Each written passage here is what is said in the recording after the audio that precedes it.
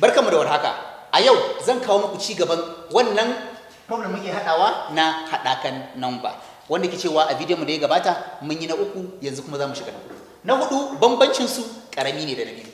Na hudun ga ya ce ya ba mu 231, ya ce yana son a haɗa shi da 422, ya ce a ƙara haɗa shi da 132.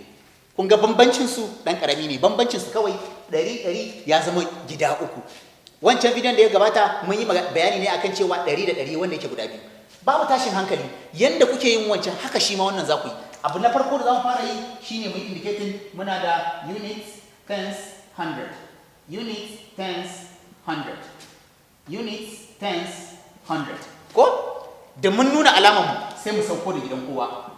100, tens, and units. Kowa ya zauna inda ya dace. Na farko muna da biyu nan, muna da uku nan, muna da ɗaya nan. Mun gama da wannan. Sai mu ɗauko na biyun ga. Sai shi ma mu ce muna da hudu a nan, biyu a nan, biyu a nan. Mun gama da na biyun ga. Bambancin shi da wancan bidiyon kenan. Wanga na uku shi ma a ƙara jera shi a ƙasa. In akwai na hudu shi ma a sa shi a ƙasa, duk ba matsala bane. Wannan kenan muna da 100, muna da 30, muna da 2. Sai mu ja layi mu kamar yadda muka saba, mu sa alamar tambayar mu. Muna sa wannan ba tare ɓata lokaci ba, za mu haɗa ne.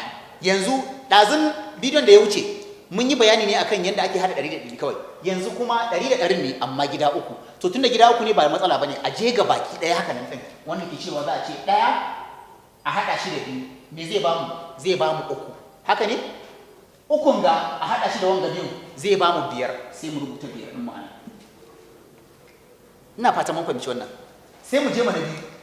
Sai mu ce uku a haɗa shi da 2 zai ba mu 5. 5 ɗinmu a haɗa shi da 3 zai ba mu 8. Sai mu sa 8 ɗin ma'ana. An gane wannan? Muna da 2 a nan, muna da 4.